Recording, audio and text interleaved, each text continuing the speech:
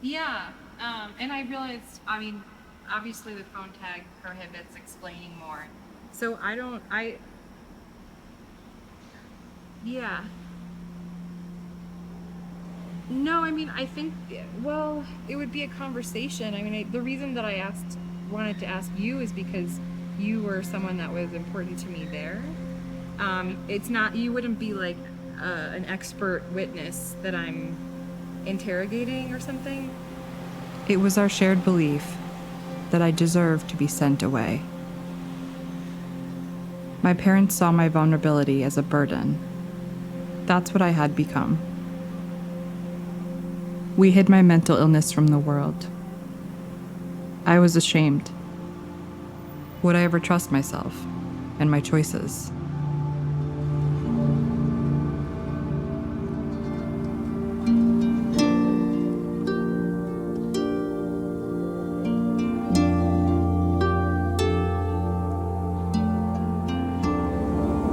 And over here, there's a Leslie.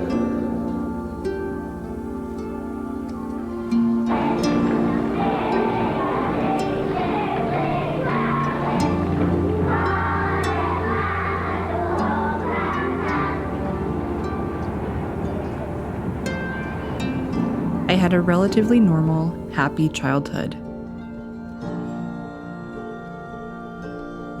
I used to play ice hockey. My parents would come and watch me. I loved to skate. And then one day, I didn't feel that way anymore.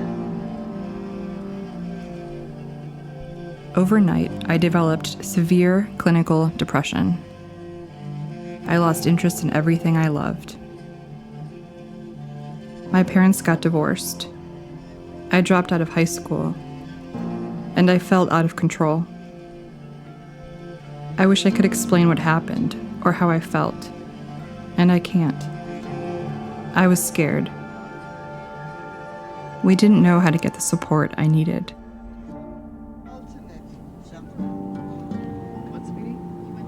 My parents were referred by friends to a consultant. After one visit, he suggested a behavior modification school in rural Utah. I quickly realized I would not be returning home.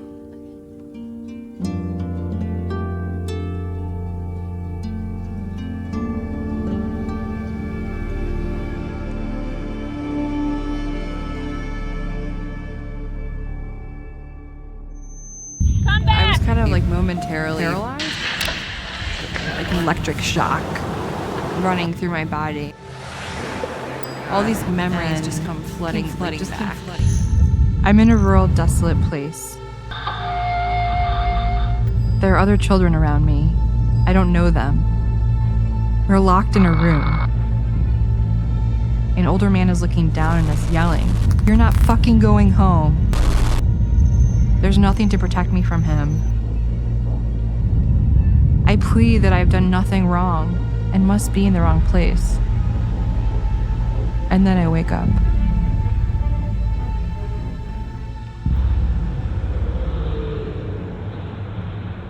"12 years after I graduated, I had a flashback. Something had irrevocably shifted. What was this trauma that I haven't been confronting?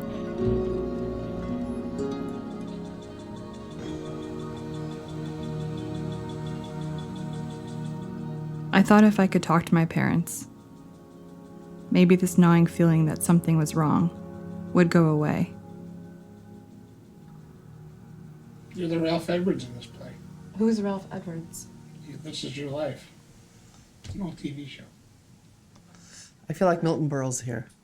You were 16-ish, and, you know, in my mind, you were always a good student. You were very bright. You asked questions. Your perceptions were way beyond your years, and you were always very sensitive. But all of a sudden, you became like a normal 16-year-old, but a little bit more dangerous, and it was a little scary. You had shown signs of not being able to or not interested in school to a level I had never seen before. One time, I think you said you couldn't think to do something that you knew how to do. So I guess there were signs. And one particular night, you were talking to me or trying to talk to me, and the phone rang, and it was somebody I had to answer. And when I got off the phone, because I cut it short, you were gone, and the car was gone. And I remember calling Bruce and saying, I don't know where she went, you know, and I'm scared. She has the car. I hope she doesn't, maybe she'll hurt herself. I don't know. I remember that night as being a demarcation from normal chaos.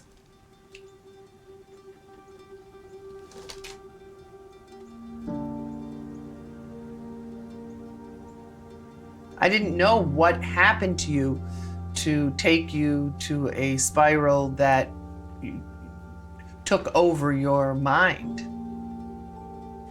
And you were like, it was like empty. There was nothing there. What was your diagnosis? My diagnosis was basically severe, like major depressive disorder. Right. The sad thing about this is that depression is probably the worst diagnosis to send a kid away for. Because basically when you're depressed, what you need most is the support of your loved ones and to feel safe and secure in your attachments and to be held by your family and your community and told that it's okay. Troubled teen is not actually a diagnosis. What these programs have done is sell parents on the idea that you can take any kid who's acting in any way abnormally, send them away, and we'll fix them, and all will be well. And this just isn't how mental health works. These programs are aimed at making you feel powerless, helpless, and cut off. The thing that is most likely to create PTSD is putting somebody in a situation where they have no social support, where they feel powerless and helpless. That is the definition of the types of experiences that produce PTSD.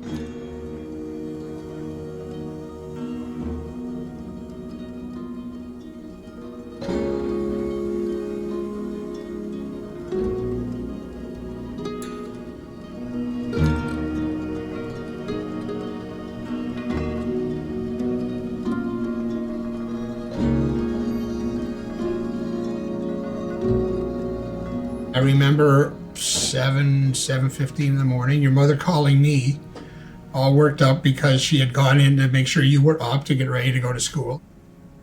She said you were sitting on the edge of your bed and you were just sort of staring at the wall. You were just being non-communicative. We ended up going to Bryland Hospital. You had been placed in a room, and I'm working from memory, with a girl who had tried to kill herself at least 3 times. So when the time came to release you, you got into the car, and one of the first things you said to me was, "Get me out of here. Those people are crazy." The very second you said it, I remember being struck by your use of the word "those," because what that told me was you weren't including yourself in the crazy people. Get me out of here. Those people are crazy. I remember wanting relief. I just wanted to feel better. And I knew, I wasn't like out stealing cars or something. I was just trying to like get back to being in control. And my roommate didn't try and kill herself 3 times. Not while she was there, but she was in there because she'd had repeated suicide attempts. Well, that's why I was there. You didn't have repeated. You had one that I remember where you mixed cough syrup and whiskey, and you took a sip and hated the taste and spit it out. That's the only one I remember. You remember more, they're going to be news to me.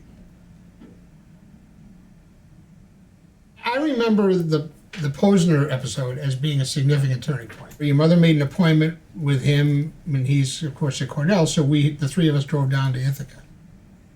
He told your mother and me, "Now go get a bagel, go get coffee, leave us alone for a while." And you ended up being with him alone, just the 2 of you talking for, I want to say 2-3 hours.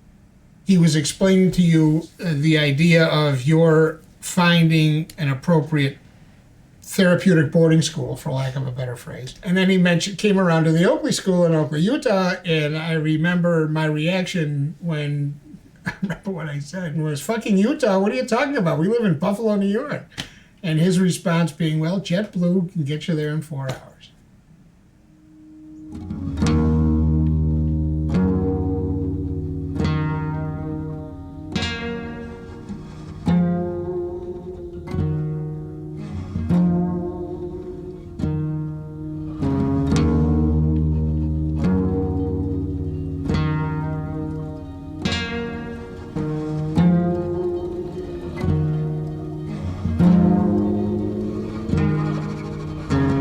This is the extent of my parents' knowledge. They can't give me answers. I decided to return to Utah to visit the school.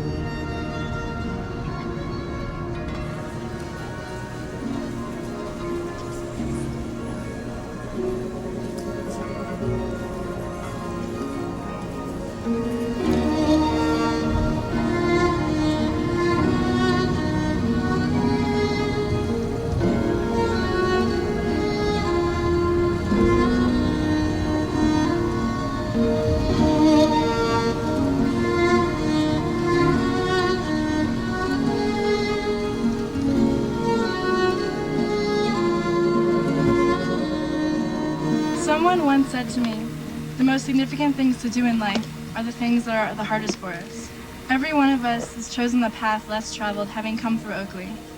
Maybe not because it was harder, but because eventually it would provide what we needed. And I'm sure most of us didn't realize this until about halfway through our stay. I know I didn't.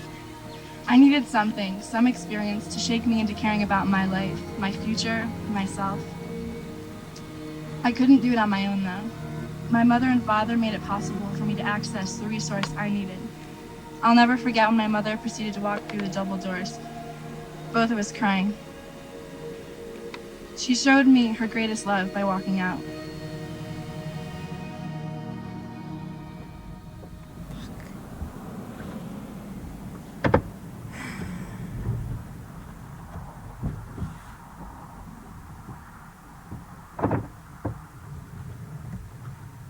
You want to pull in?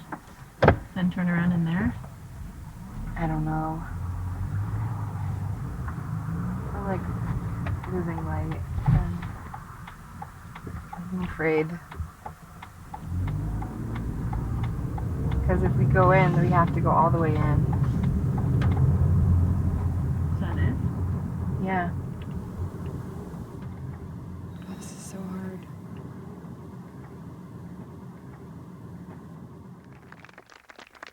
My parents were proud of me. I knew what it was to be rehabilitated, or so I thought. I felt very uncomfortable that I was even thinking about the possibility of admitting that guess what? We have depression in our family. We have issues. And we're going to talk about them and we're going to... It's clear that the pitch to fix kids was far from ideal. Where denial ain't just a river in Egypt, you know? I wanted to find a psychiatrist to further understand the impact of being separated from family. The term least detrimental alternative actually grew out of interest in custody hearings. Diagnoses, PTSD, ADHD, and is currently taking the following medications: Seroquel 25 milligrams at 2 p.m. Initially, actually, it was called in the best interest of the child. And there was a recognition by the people who really started this, this kind of idea that there wasn't actually a best interest. There was what was least worst, that none of this was actually good. Does she understand what a 15-year-old girl is supposed to be like? Yeah. What's developmentally appropriate. Yeah. Yeah. And no matter how many times we say this... You know, it's complicated. It's incumbent on the caregivers to make the adjustments. That's the role of a parent. And if they can't do that, or in some cases where it's their poor parenting or their poor skills that either exacerbate or cause the difficulties that the child has, dramatic changes are needed. I think the data is pretty clear that if we're able to help make those changes in the family, the kids do better than when they're taken out of the family. But again, that's not always possible, and that's where we go to the least detrimental alternative. I wonder about my former classmates. It's painful to go back to this time, and it's daunting to process it with family, friends, or anyone who may be unfamiliar.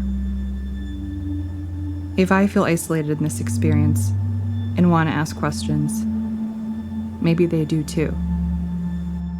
Because I haven't started my career yet, I still have to prove myself to employers and to the field that I want to work in. And I think that there's a lot of judgment and stigma around mental health issues. And so career-wise, I feel like it's important that I, at this point, protect my identity. I'm in my third year of law school, and I'm planning on practicing child advocacy law when I graduate. Typically, the first question is, why do you want this job? Why do you want to do this work? And part of why I want to do this work is because having had a somewhat rocky childhood makes me want all the more to be able to make other people's childhood smoother and happier in any way that I can. My parents got divorced when I was 8, and it was a very ugly divorce. It was still not finalized when my dad passed away. It was long and drawn out, and the next year I lost my godmother. She was young. She passed away very unexpectedly. And then the next year I lost my grandfather, which was less unexpected. And then the next year my dad passed away. So it was kind of a few things in a row. When I was 12, my sister started acting out also. So I think I sort of was following in her footsteps a little bit. And when I was 13, she was sent away to a program out west. I think I kind of held it together until it was my turn to fall apart, and then fell apart big time. But it started with smoking cigarettes, and then drinking and smoking pot, and I didn't do too much worse than that. If there was one, what was your diagnosis? Depression, and then since Oakley, anxiety. And that's continuous? Yeah. Most students come to these programs with some kind of existing symptoms: bipolar disorder, depression, physical, sexual, or emotional trauma. I find that my own mental health diagnosis has a new layer since graduating. I have complex PTSD. Its shape takes the form of a recurring nightmare or flashback, but not of a singular event. Instead, I relive feelings of sadness, helplessness, and fear. I learned this as a common outcome of attending these programs.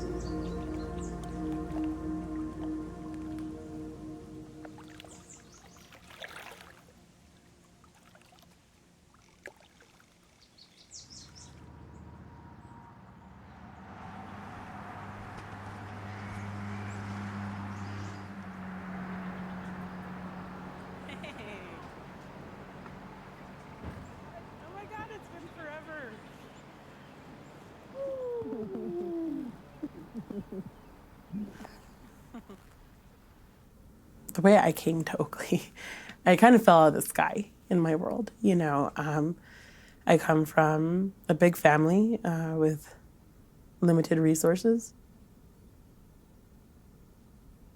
My father, who I love dearly, and we have a fantastic relationship now, at the time was completely absent and struggled with alcohol and very self-centered. My mom, who did not struggle with alcohol, was no different. She had different men around that had different agendas with her children on a pretty regular basis, whether it be sexual abuse or physical abuse or, she's just very checked out. I think that for my father, this was like his moment to have an impact on my future, and he took it. He began to pitch the idea of having his 14-year-old daughter, who was in a bad situation, get out of Rapid City, South Dakota, and maybe be taken care of in ways that he couldn't even provide. You know, my grandparents have all been through boarding schools that were very abusive. You know, my grandma on my mom's side went through a Catholic Indian boarding school, and 2 of her siblings were murdered there. And they didn't tell her mother about this until a year later that her children were dead. You know, so really intense things happened in boarding schools. And I thought, hell no, Dad, like, I'm not going anywhere.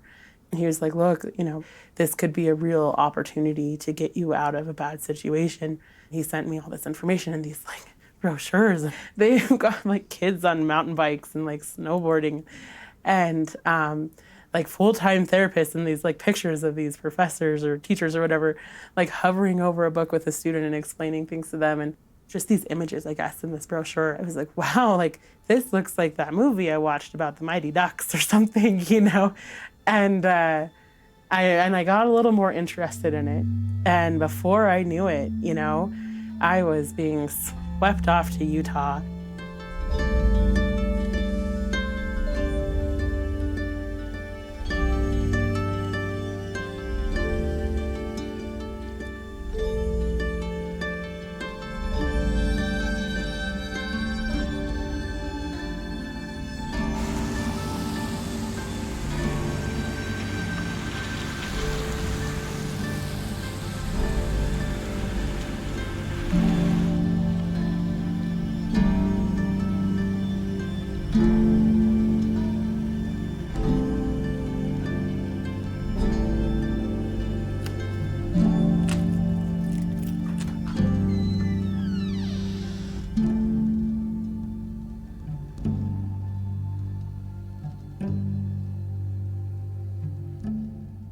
When did your home life start becoming rocky?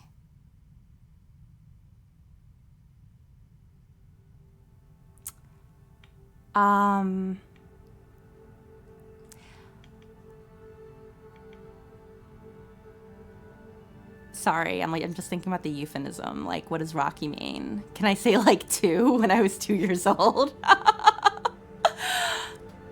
My home life has always been pretty rocky. And there were just some things that I think got totally blown out of proportion. Like I would steal, but stealing is like, I would take my mom's makeup or I would take my sister's hairbrush. But it was just always like a big scene whenever something like that happened. So I was so depressed that there were times that I couldn't get out of bed in the morning and I would just miss school. I was also angry about a lot of things. What were you angry about?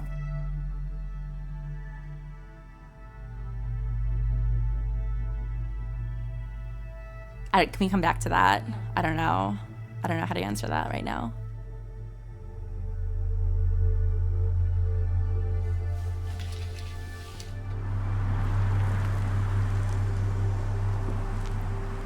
Even if someone asks you like, oh, where'd you go to high school?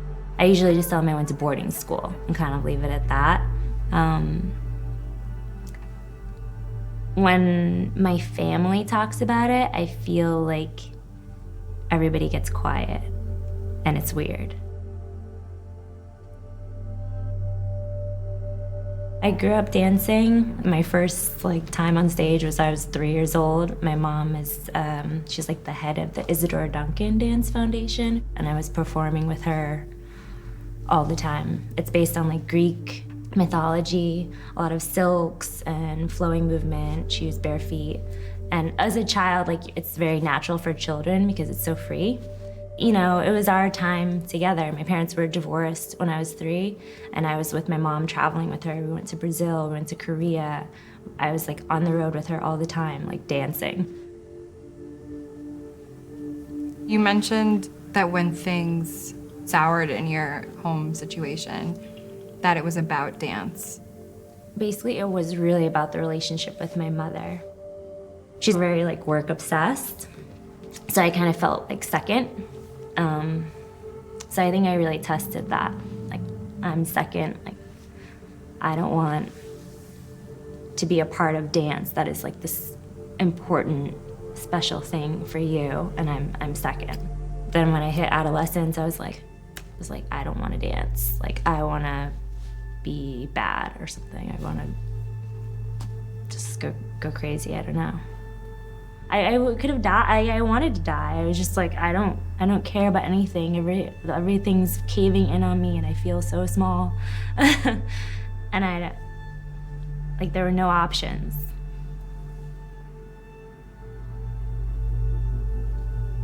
I ran away. I lied all the time. I skipped school. I started doing drugs. I started drinking at 11.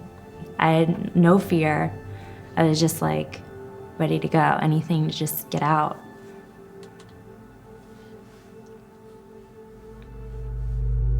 On the day that I enrolled, I remember my mother walking away as I kept screaming, "Please don't leave me. Please don't leave me," over and over again. The further she got, the louder I screamed. While I was able to say goodbye to my mother, most of my peers were taken forcibly by hired escorts from their homes. Sunday night I went to sleep thinking I was going to school the next day if I felt like it. And then probably around 4 in the morning, I was woken up. My mom woke me up. She said, "I love you," and she ran out of the room, tearful. And I sat up, and there was a giant dude in my doorway and a pretty strong-looking woman in my bedroom. And they said, "Get up and get dressed. We have a flight to catch."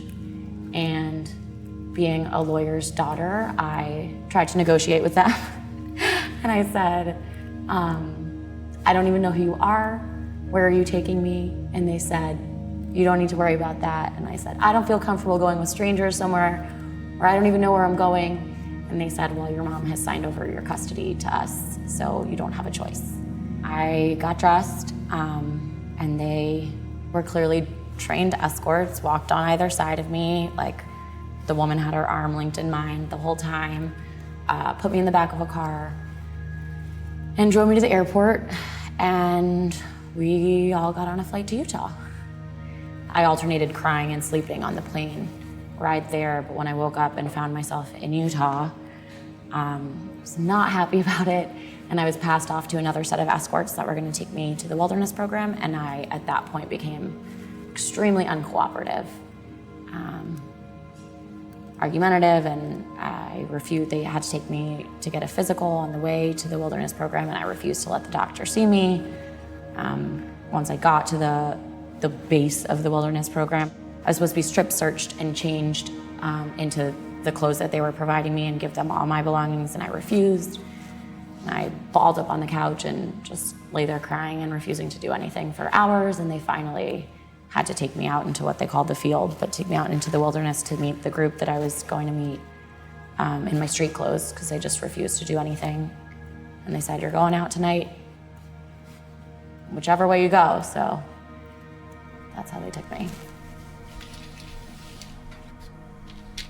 The day that I left home was a Saturday. Continue to await the long waiting game for the White House. It was during the 2000 election, and they were fighting over, the presidency. So I was watching the news. Still to be counted in Florida, an undetermined number of...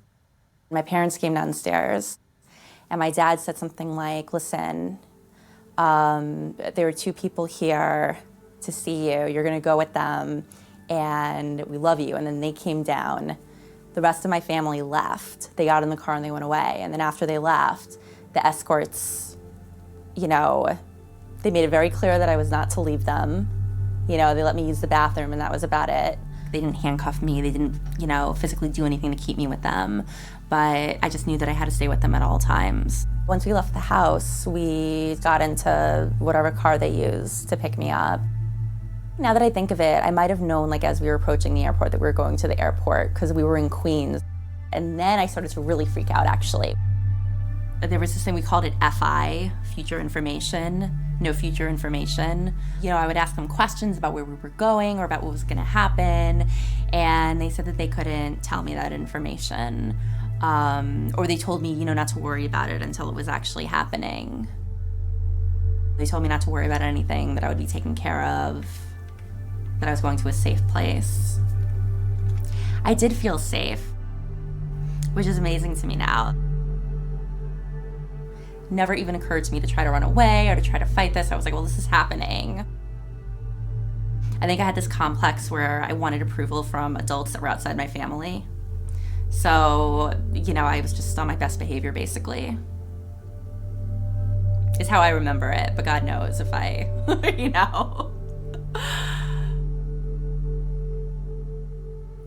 I think that I actually had it pretty good because I know that some escort services, they hire these big, ex-Marines. But my escorts were very friendly, they were non-threatening. It kind of amazes me at the time, though, that I went with them because they took me after my family had left. And yes, my dad said, go with them and do what they say, but it's just kind of amazing to me looking back on it that I didn't think to myself, oh my God, I'm being kidnapped. Because I really had no idea what was going on. And I knew what was happening was a big deal, but I don't think I had any idea that it was going to completely change my life the way it did. Do you feel like you deserve to be sent away?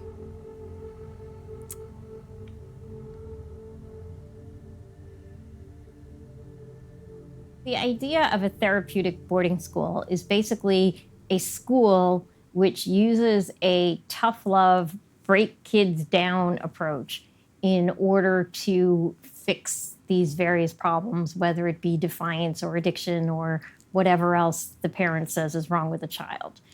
The idea of a therapeutic boarding school is sort of an extension of the tough love that is seen in a wilderness program, which only lasts a few months, whereas a therapeutic boarding school lasts for as long as high school would last for. It's an extension of these ideas that come from the addiction treatment world, originating in a program called Synanon, where the idea was that in order to break through the tough street identity of people, and in order to get them away from deviant activity, which in the case of Synanon was drugs, we need to completely reformat your personality, erase you, and then rebuild you.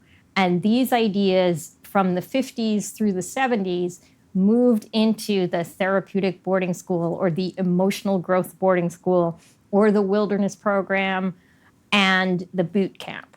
All of these places took these ideas and did slight twists on them, but the main idea remained, we break you to fix you. When you are making a big decision about your child's mental health, you need to think of it the way you would think of a cancer diagnosis, which is you call Aunt Sally, who works at Sloan Kettering. You engage your entire family network. You talk to your friends. You don't hide it. You don't pretend that it's something shameful that nobody should be dealing with. Because part of the reason these programs have been able to thrive is that people search on the internet in the middle of the night and they don't talk to their friends and they don't hear the horror stories that are out there and they don't do their research because they're ashamed of having the problem in the first place and they really shouldn't be. There were different levels at the wilderness program. So the first level, when you first go out there, you're not allowed to talk to anyone except for one person. I was really, really upset once I was actually in the field and understood what was going on. And the thing that kind of brought me out of it was that we were hiking up a mountain and I was just kind of taking in the view and taking in the fresh air. Utah's a beautiful state. It looked like something on another planet. And I just kind of thought to myself, okay, well, you know what? This is happening. I can't stop it from happening. And I'm hiking in the mountains and it's beautiful. And I don't really have to do anything except for just be. Did you feel like you were surviving that experience? Do you feel like when you were there, you did what you could to get through it?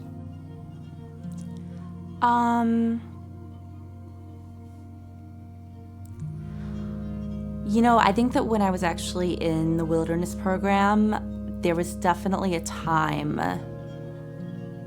for a good chunk of it, I thought that this was going to be the end, that I was going to be institutionalized. So, I think in that sense, kind of emotionally, I had to survive and get through it. But I would say there were things that I had to survive before I went to wilderness.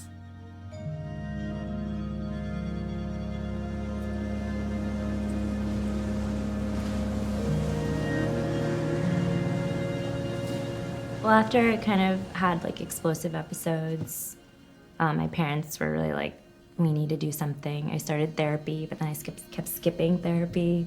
I changed schools, and it still just wasn't working out. And then I went to wilderness in Utah for 7 weeks. I think Aspen Achievement Academy. That was rough. And then after wilderness, I went to like a lockdown rehab. Your first like experience is you have to sit on the floor. It's like a low level. Like you can't sit on the couches, like the upper levels, and you can't talk. For how long? Until you prove yourself in some way. I think I even went below that level, if you can go below, and I had to be like watched sleeping. I think I tried to run away, that's what it was. Even though I didn't really believe it was real or whatever, or right, or you're pushed into submission. And it's funny that that's the only way out. Like that we're so sick or like stuck in ourselves that we think that we're right until we see like, okay, this is wrong. And I have to go along with it because I've dug myself into this big hole. And am I gonna figure out a way out? Am I gonna like make the rules? No, it's not gonna work. Like I am in an institution. I'm institutionalized right now, in the middle of nowhere.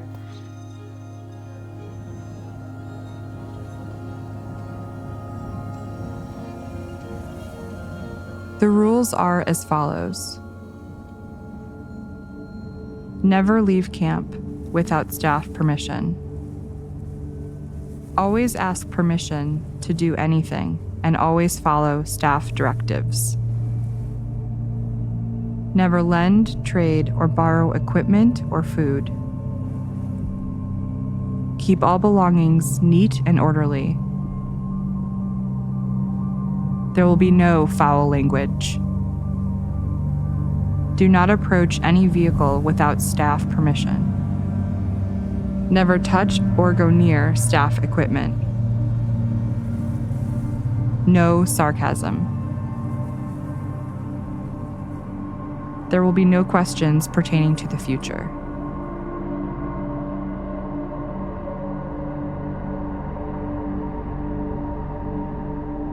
At Oakley, we had, I think it was weekly therapy with our individual therapist, but we also had weekly group therapy with our entire floor, which was our dorm, maybe 20 girls. There were also some times where they would call group therapy unexpectedly. It wasn't scheduled, and they would let everyone in the dorm know we're meeting here for group therapy. And that always was because someone in the dorm had done something wrong that they wanted to bring to the attention of everyone and deal with very openly. You know, in particular, I just remember the feedback sessions. And my memories of them are, I look back on it with horror, these feedback sessions. It was like, you know, you get a bunch of teenage girls living together to give each other feedback. I remember some of them that were just awful. I remember one girl raised her hand during a feedback session. She was new, she had just come in. And she said to this other girl who was the subject of the feedback, you know, I don't like you. And then she turned to the house coach who was running the session and said, am I allowed to say that? And the house coach said, you're allowed to say whatever you want. I feel like there was just a general culture where we like to see each other getting knocked down because it brought us up somehow. There's very little that needs to be shared outside of the therapeutic relationship, other than if the individual is a danger to themselves or others. It's really important that there's a lot of trust between a therapist and their individual client or student or patient or whatever you want to call it. And in the situation where a child or adolescent feels that anything they say is going to get back to either the residential facility or the parents, that trust doesn't exist. And I would suggest that it's very hard to improve and to heal in therapy if that's the case. These students were brought into this fishbowl of a room, you know, and they had to sit in front of their peers and staff members that held a lot of power over their daily life, and confess what they did. This person comes in and he sits down and he's confessing how he pulled some foam out of the back of a van seat and threw it at one of the students towards the front of the van. And then that's it, like he leaves, you know. And we spent the next 3 days, 5 hours a day, talking about the foam that was picked out of the seat and thrown towards the front of the van. He was no longer going to be allowed to be alone. He'd be supervised at all times. He was not going to be able to speak to anybody until they decided that he would be allowed to speak again. He would have to wear what they called the off-form uniform. He wasn't going to be allowed to wear his own clothing anymore. He'd have to sit and eat alone. He would spend his time outside the classroom in what they called a mud room. It was like an entryway to the building with shoe boxes everywhere. He would be supervised while doing his laundry, you know. He would have night checks, like up the amount of night checks. The staff come in and shine a flashlight in his face and make sure he's sleeping in his bed the way he's supposed to. I mean, every action that this student was going to make after that was going to be heavily supervised and controlled, you know, so everything's just gone, you know, over, in my opinion, a very age-appropriate behavior that should be dealt with in an appropriate manner. Like, hey, dude, like, stop tearing up the van seat. And when you got put on off-form, that's what they called it, when you had to live like this, it wasn't like being grounded at home for the weekend. It was going to be a lengthy process to get off because all of a sudden your integrity was constantly questioned. You would be torn down in groups, you know, like you became the target. And because of the way they had this like whole privilege system set up, and it was so terrifying to lose your privileges, there was always a scapegoat in the room, you know, and what better scapegoat than the ones the staff identified? I was terrified all the time, and I don't think I was really experiencing how terrified I was. Right. Did you feel that way? Yeah. I'm starting to feel out of control and worn down in this process. Putting the pieces together, unlocking these feelings, and reliving these stories. It occurs to me how much I had to suppress in order to survive. There were 2 girls that supposedly made a pact with each other to kill themselves, I think by taking pills, by overdosing. And only one of those girls had to go to the hospital because the other girl didn't actually try to kill herself, but was essentially manipulated the other girl into trying to overdose and kill herself. So they had a fake suicide pact. It was like a 7-hour group.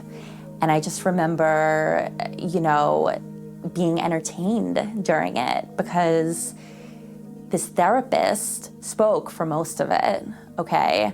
And he just told this story, and he was such a good storyteller. And I was like, oh my God. She told her to take these pills and then said, sit back, and it's gonna be a wild ride. And then, you know, and he was just like, it was entertaining. You know, it wasn't therapeutic at all for anyone. It was all about shaming the girls that were involved, or the girl that was involved, because one of them was rushed to the hospital, but.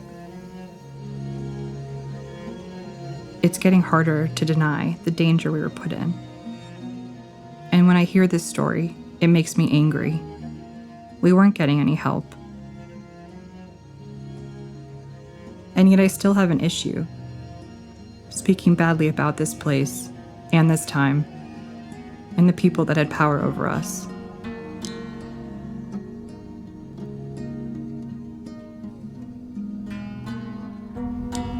I need to speak to someone who had authority over me at the school.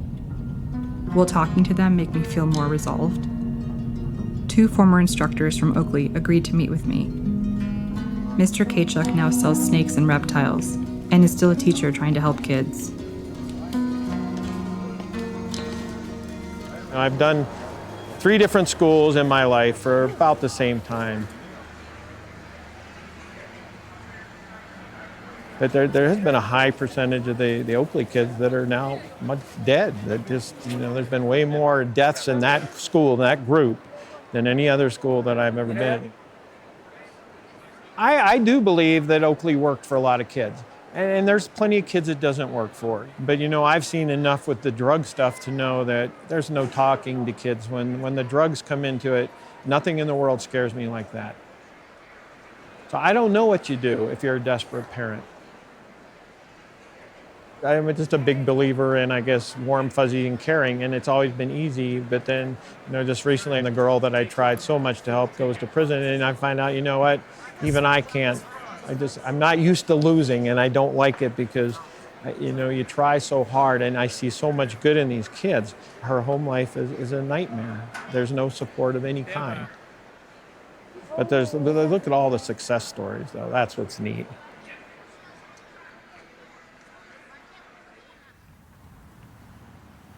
My former history teacher is a chocolatier and coffee roaster. You didn't volunteer to be there. You didn't want to be there. In fact, I only know one student that ever came back voluntarily, didn't have to come back, and decided that was a better place for him.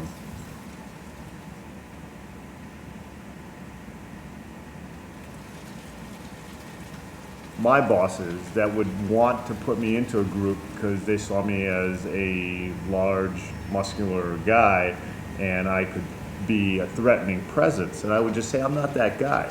And he was also the same person that would always say, don't confront the students if they say they're going to run away. Just say, why would you want to do that? It'd be really difficult for you. We're just going to start the whole thing over again if you do run away. Try to demonstrate the consequences were going to be different. And I've been thinking about this since we talked the other day, where you had people telling you, you're not fucking going home. And I do remember a lot of that being coached into us when struggling with students. Try to get to the point where the student does acquiesce. Just get them past the point where they're thinking, I can get out of this. I can go home.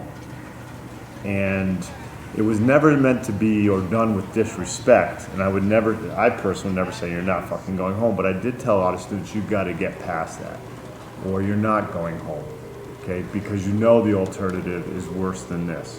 And this is what has been set up with your parents. I thought, well, we're helping out these kids get to a better place. Some of the things that we would encounter was, a student they'd be, cruising along. Everything would be fine. They'd find their pace. They'd find their comfort level, but they might not be excelling academically. And you have parents, well, they're just not ready for college. Yeah, they're not ready for college. They need a gap year. They need a fifth year. They need more time to mature. They don't have those skills yet, but they could get those skills. And it'll be after they leave here. But some parents would be like, they've got to be going to school. They can't come home. Arch used to always say, we didn't say drop them off and we'll hand them back to you fixed.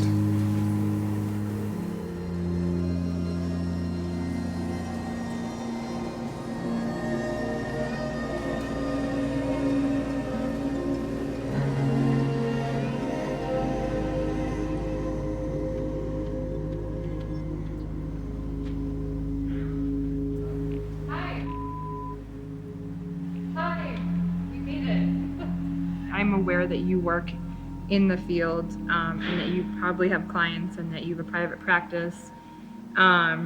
This conversation would be more about kind of my bridging of two selves, the one who went to Oakley and trying to understand that as an adult.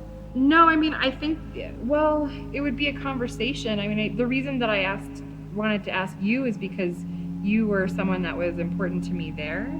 But I wouldn't want you to be uncomfortable. I can just tell you that it would be an important conversation for me. Sounds great. I'll talk to you soon. Okay. Bye.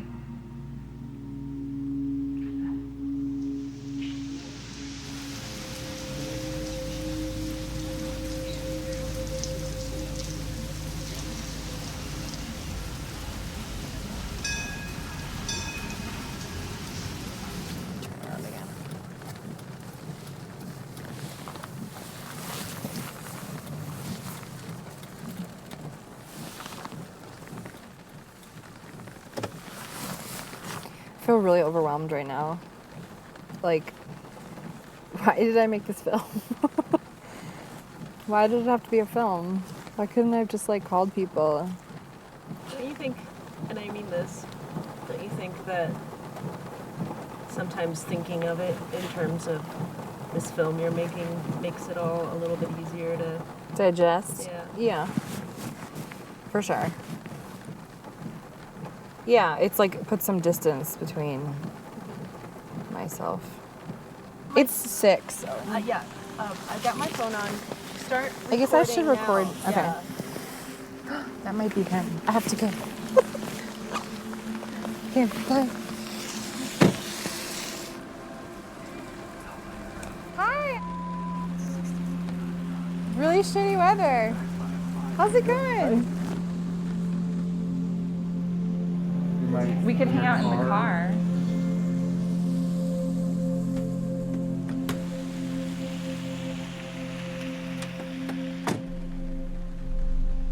I have this recurring dream where if I've done something bad or I'm worried about something, I go back to Oakley.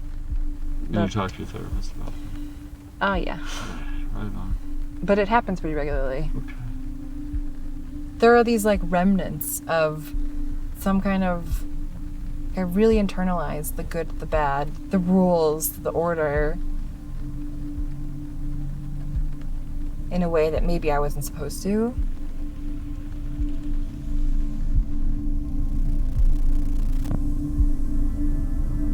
I was just a sick kid. I didn't need to be in a punitive system.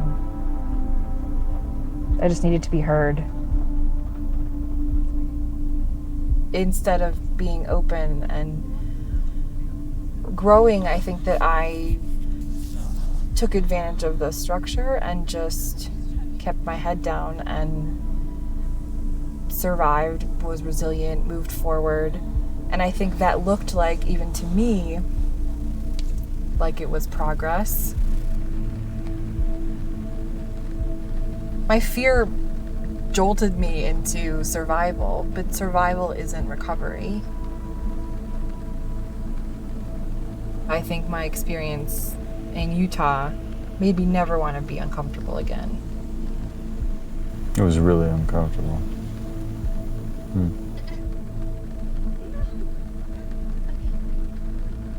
The circumstances of the world, the structure of Oakley, the way it handled things, where was there a place for Leslie to make sense of this?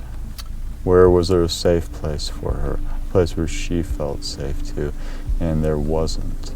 So you built a resilience, you smothered these feelings, these emotions, you appeared to be coping. You said the symptoms are, because if you display the symptoms, that would be bad, and then there'd be a punishment for it. Whether this was Oakley's fault, which I'm not disagreeing with, you did not have a place to deal with these things, to feel safe with these things, and that was it sounds like a real problem with your experience there. I'll validate everything you say in here. I think it's really important you didn't feel safe, and for you to say there's a lot Oakley is responsible for. The fact you couldn't go anywhere, you had no outlet here, you had no choice here, it was do it or prison, these kinds of things. That's what Oakley was.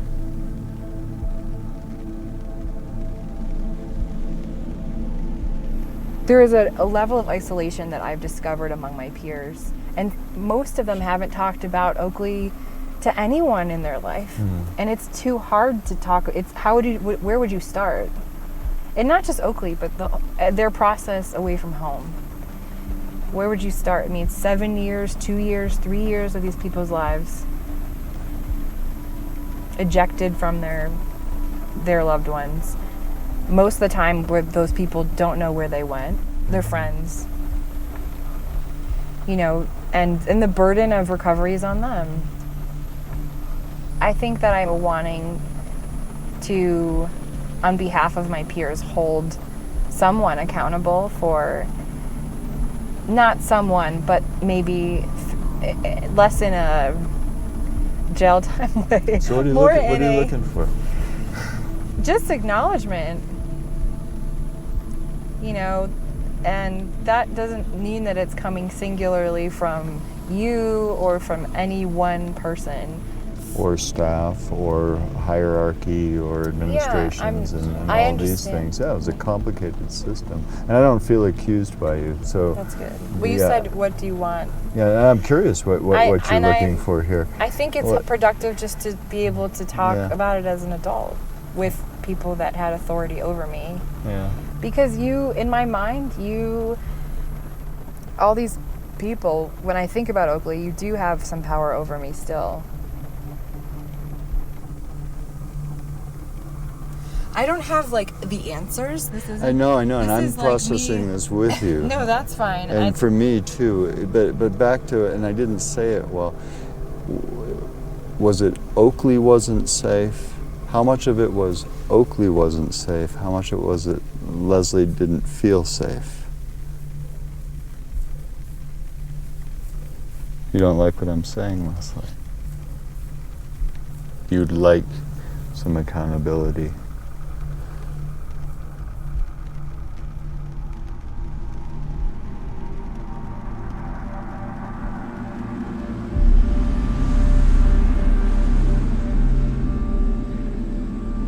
After talking to him, I'm filled with self-doubt.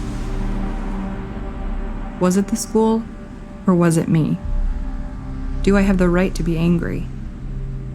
Can I trust my feelings, or is it in my head? Why is our experience so often denied when we speak up? Why is the burden of proof on us? What did I really accomplish by starting this journey?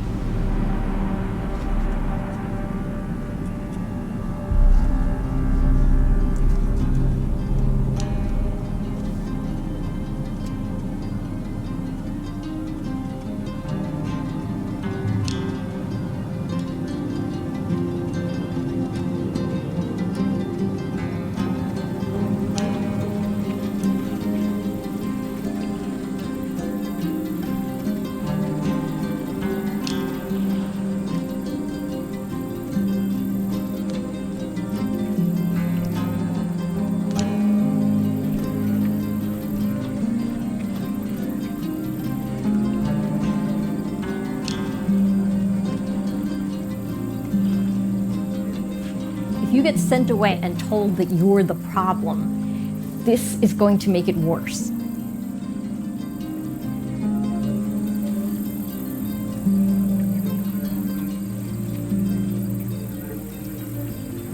Why is it that we end up blaming the child?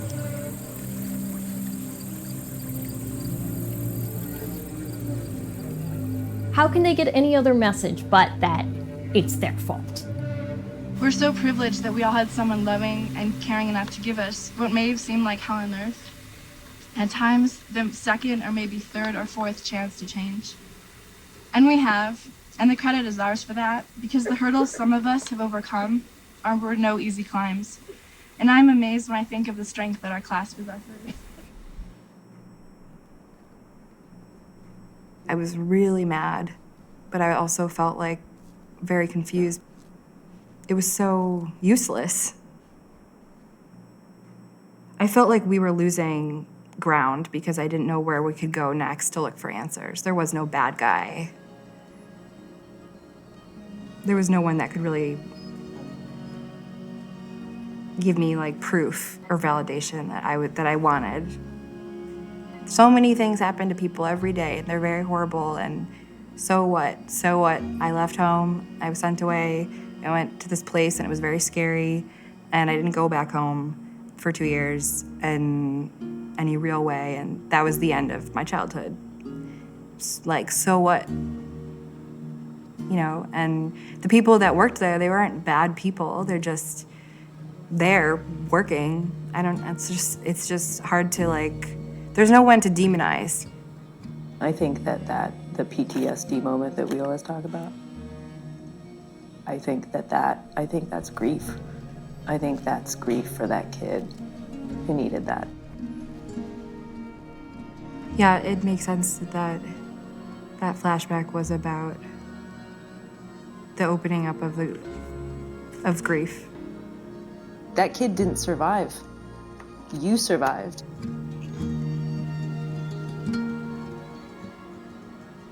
I don't know, I just don't want to take up so much space and just own it, you know, like own that this really painful thing happened and like basically I had to figure my way out of it. So I don't know, like, what do you do with that information when you're the people that are supposed to care for you and then the people they pass you on to care for you just make so many misguided choices.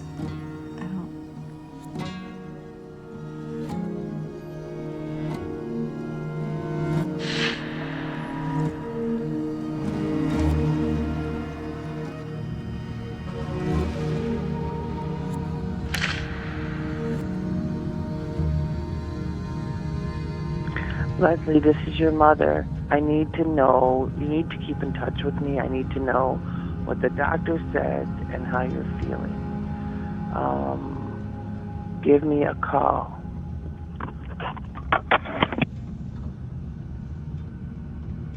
Hey, lady, it's me.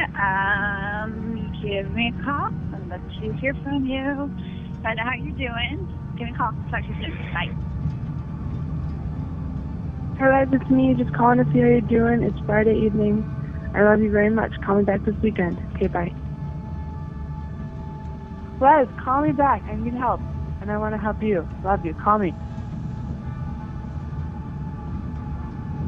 People are looking for me, but I feel alone. After filming in Utah, I get sick again. My symptoms haven't been this severe since I was a teenager. Spiraling downward, have ruminating thoughts, paranoia, feeling hopeless. I can barely move. This goes on for months. Hey, I miss you. Been thinking about you and hoping you're feeling good or better. Give me a call whenever I'd love to hear from you.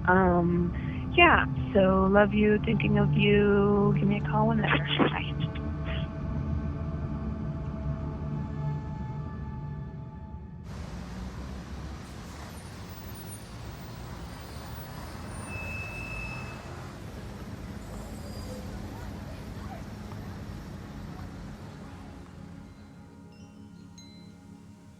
Between the time you went there and you stayed there, you would call me and tell me that you wanted to come home, that you hated the place. It was a constant. And I was told to tell you, okay, Leslie, what do you want to do about it? Or like basically not to give in to your your wishes to leave. And that was really hard because you were my daughter. I trusted you. And yes, I was paying this place and I was supposed to trust them. It was very difficult. And what happened in between the time you were dropped off and the time you came home, shortly before you came home, I had a heart attack. But I didn't tell you I had a heart attack because I didn't want you to worry or to think you had a part to play in it. So I never told you. And I only told your sister because when I had to have some other follow-up work right after the heart attack, I thought I might die. And so, I don't know, she was supposed to be there. Meanwhile, she came home and she got drunk because she was too nervous, so she was no help at all. She was absolutely the wrong daughter. But the point was, my life went to a very dark place myself. And I was only 47.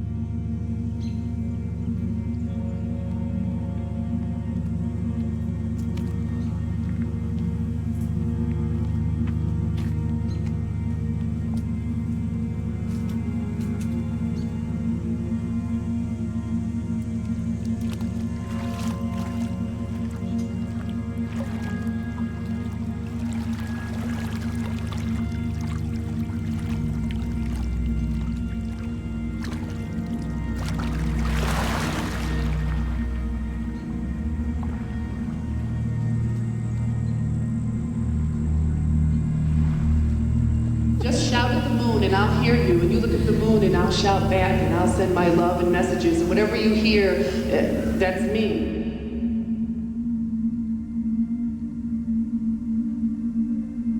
She wanted to come home, and I imagine from hearing the stories, there comes a painful moment where you have to tell your child, home ain't an option right now.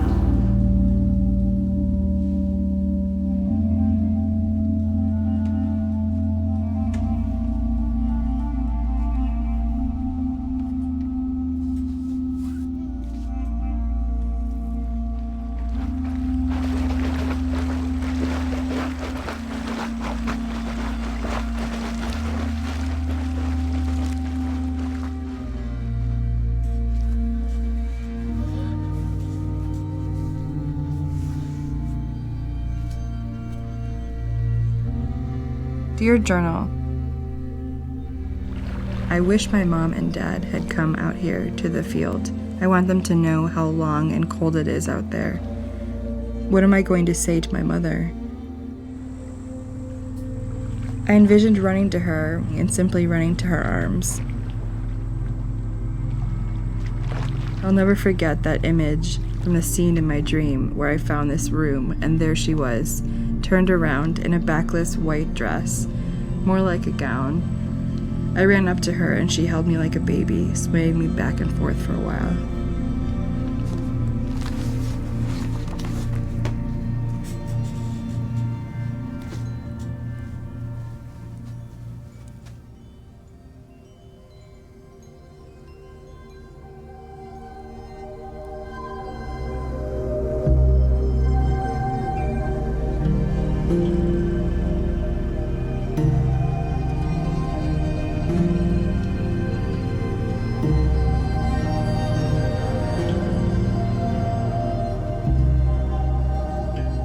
This is something that I found in the file cabinets.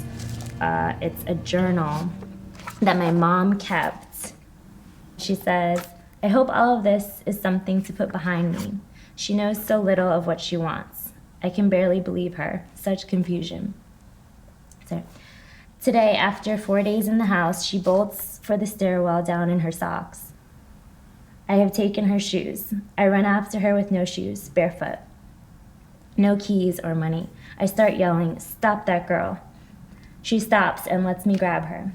We thankfully get buzzed in by the neighbor's assistant. We sat on the steps until the hallway traffic gets to be too much. I coaxed her upstairs. I want drugs. I want to go out to see my friends. No, you're too vulnerable now.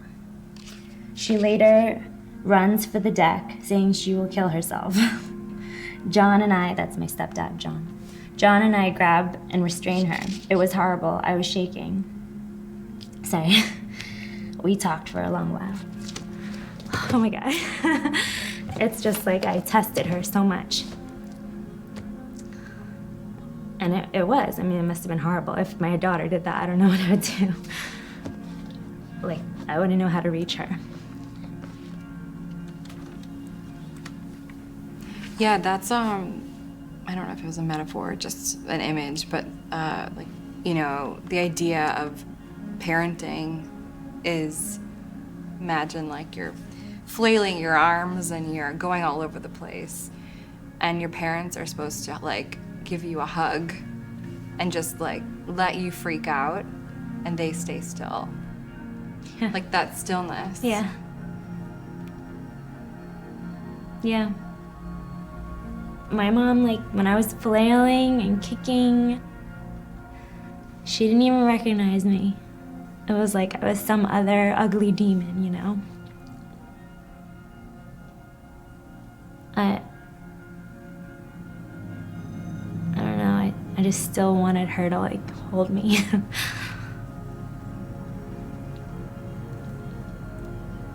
Yeah. I mean, that's what love is.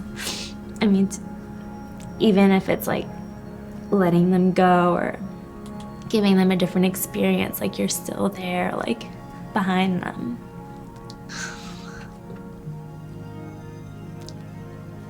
I feel that with my husband.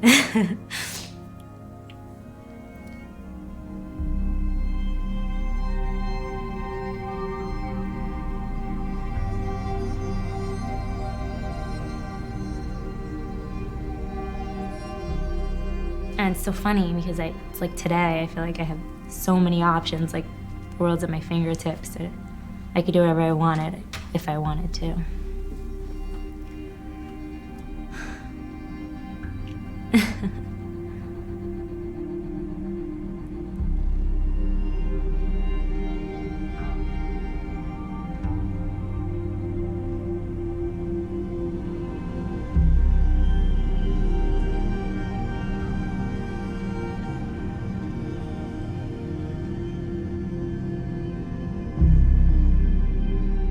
I think, at least socially, I'm pretty open about my experiences. I think that everything up to this point in my life has made me who I am, and I'm not a 15-year-old that's screwing up her life anymore, so I don't have anything to be ashamed of. I don't think I thought about it often. I think it tends to come up in conversation sometimes, just because I went to 4 different high schools, if you include Wilderness in there, so, you know, that tends to come up. And if it does, this is still how I deal with it. Like, if I'm talking to anyone else about it, I call it bad kid school. I think most people aren't aware that there is such thing as therapeutic boarding school or wilderness programs. So I talk about it kind of jokingly, I guess. I think that there were definitely people at Oakley that never bought into it. And I don't know if that means that it just wasn't the right program for them. I definitely drank the Kool-Aid because that was the best way to get privileges. I think I also bought in genuinely. I wanted my relationship with my mother to get better. I wanted to be successful, which I hadn't wanted for a while. Do you think your parents' perspectives on sending you away have changed? If you ask my mother, she'll say that I was just completely out of control and that they couldn't handle me and that I needed to go away. My father definitely, has admitted that they could have done more while I was at home. I think they had some professionals that were misleading them, and this is something that they admit today. And when I was around 11, I think, 11 or 12, my parents saw a psychiatrist, so she put me on an ADD medication, and I feel like that was kind of the start of something. That's something I've always been a little bitter about, honestly, was a medication I took when I was a teenager because I didn't like taking it. I didn't feel good on it, and I told my parents that, and I told my doctor that, and I just kind of felt like no one listened to me. So I think that's another testament to the faith that my parents put in these professionals they were working with. They listened to them over me. So I think my parents didn't have the tools they needed to really handle the situation appropriately. I mean, I'm debating whether to say this. I want to say I don't really think it's appropriate for I don't really think it's appropriate for anyone to be sent to a program like this. I mean, they're so expensive. I think my parents, I think they were lacking other resources that weren't financial. And I think in a way that's kind of sadder for me, because I feel like maybe if they tried harder, they could have done more. I feel like as a young person at the time, how high the expectation was on behavior. And what was interesting to me, I mean, just getting into Oakley, that it was the way it was described to me, was that it was a therapeutic school, and therapy refers to our emotional intelligence, and development. But how actually I felt like the experience that I had and that I really witnessed as well was to hush the emotional aspect of what was going on. And it was very behaviorally focused. And I would actually say that happens across the board. It's not specific to the Oakley School. We look at our juvenile correctional systems, and it has nothing to do with rehabilitating a young person to function in society as an engaged citizen. I was 16 years old, and I had my peers older and younger than me coming to me crying about these things that they were dealing with, knowing full well it wasn't safe to say out loud in front of staff. And a lot of these issues or situations or whatever it was that's coming up definitely needed the attention of the staff, but these things could so quickly be turned to victimize a student that was needing support, It just seems really anti what the pitch was in regards to what kind of school Oakley was meant to be. I felt like this was about making money, and there was a particular class of folks that were targeted, and the sense that I got by the time I graduated was you were sent here for us to raise you through these years that your parents can't handle. Therefore, you will come out perfect. It was just a really wonky system that I felt like had a lot more to do with keeping an investment than actually investing in the student body that was there at the time.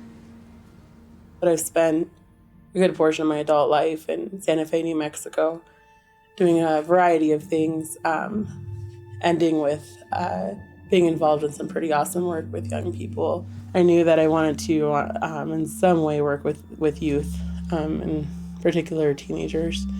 I've spent a lot of time working for nonprofits with youth, and I've worked with school districts and school counselors and teachers and nurses. What I've got my hopes on at the moment is something in regards to public policy, public administration. What led you to be interested in this career path? I've had a lot of reflections about it. I think a big part of it is going to a school like Oakley.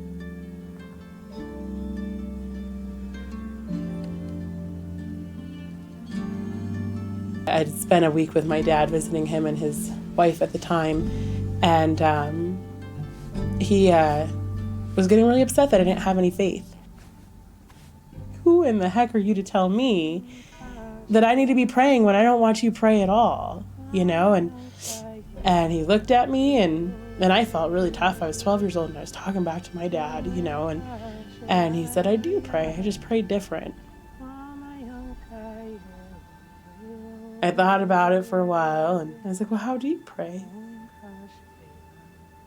He took me out on a hike and the next day, and we went up on top of this hill, and there was a prayer circle up there, and he started showing me these things, this Lakota way, in such an innocent way. It was so beautiful.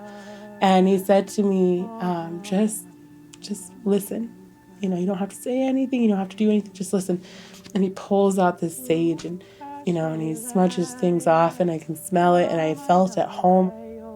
And he pulls out the sweetgrass, and he makes his prayer, and he's praying, and he's speaking, and his eyes, they're just, somewhere else, and it's almost like he's talking to someone that I can't see, and I can't wrap my brain around what's going on, except that I know that it's perfect, and that I felt safe.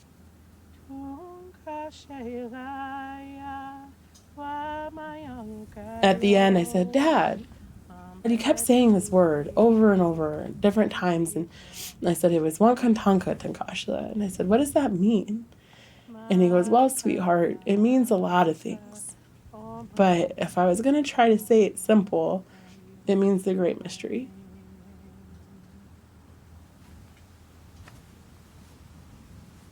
I want to pray like this, Dad.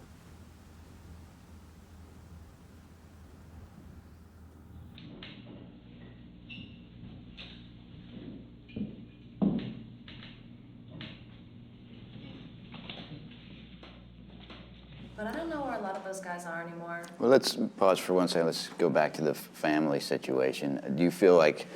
When we got back from Utah, I started going to group therapy 4 days a week. It was all about what is happening to us, and the blame wasn't on us.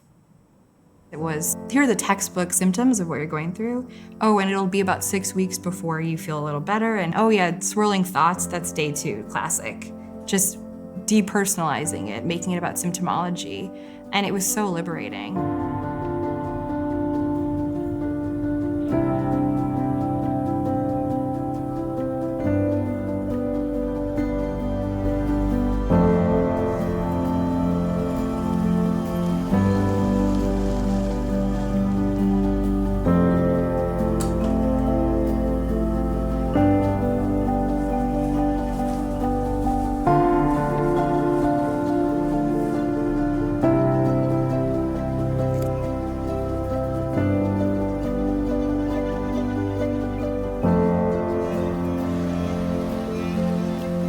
After making this film, I stopped having dreams and flashbacks of being sent away. And I started to remember that when I was at Oakley, I would escape into my dreams and go ice skating.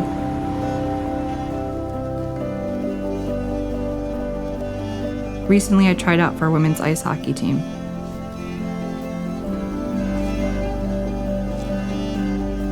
I bought some used equipment, and I wanted to see what it would be like to play again.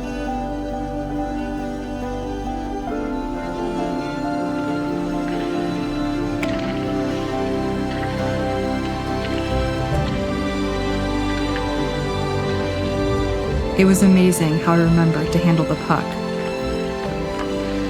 and skate.